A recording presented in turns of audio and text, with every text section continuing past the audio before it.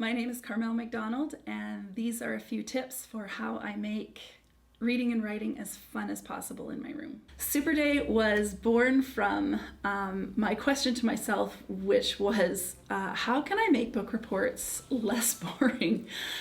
So Super Day is a completely interactive day once a month. It's usually the last day-ish of the month. And the students, my door is completely shut and they have to have a password to get in, and when they come in they'll get their mask and their cape, and we will do activities related to the book that they've chosen themselves for the month, so their independent reading book. And I try and make the activities as different each month as I can, and then as unique and interesting as I can, so they never know what's coming on Super Day, and that's the way that I assess their reading instead of the book report. So it's kind of an interactive book report, whether they have to walk a plot map and explain it to me, or we'll sit in my conference chairs and have a conversation about the book. They like to film each other giving book talks. We played Never Have I Ever based on a character one time. So there's lots of different ways. We had a Super Bowl party that was a book themed Super Bowl party. So it just depends on the month, but the students came to really look forward to it, and we're really working hard to get their books read so they would have this amazing experience on Super Day. And it's amazing that the kids will do the exact same thing that you would ask them to do, but they'll do it with more enthusiasm with a mask and cape on. Most teachers see the same spelling words misspelled over and over and over. And one thing I like to do in my class is have every student keep a running list, a personal spelling list in their planner.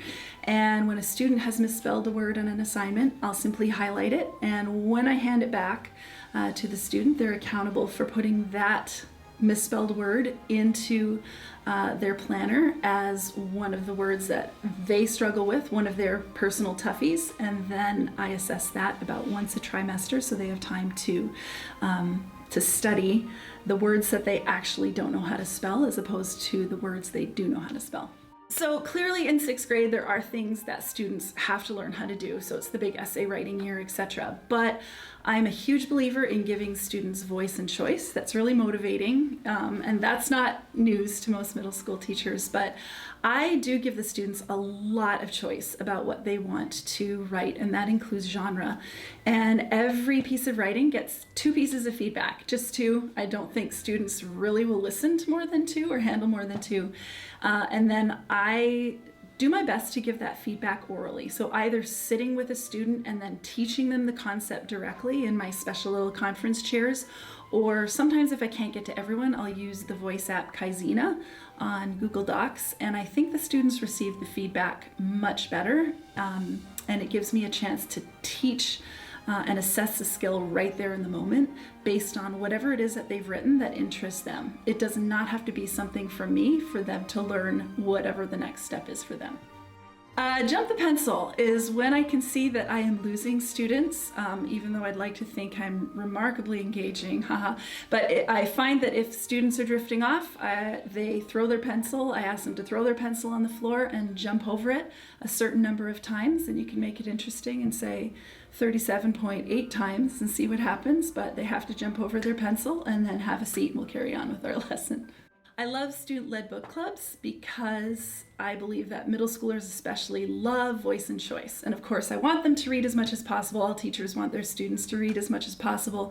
So I give them the opportunity to select whatever book they like. We have a lot of book club sets here, and they can pick their own group, and then they pick their own leader week to week. And I do have a bank of questions that they can choose to guide their discussion. So sometimes it can be a little bit more scripted and sometimes not, but giving them those opportunities to read with and talk with and even break the book down as they choose.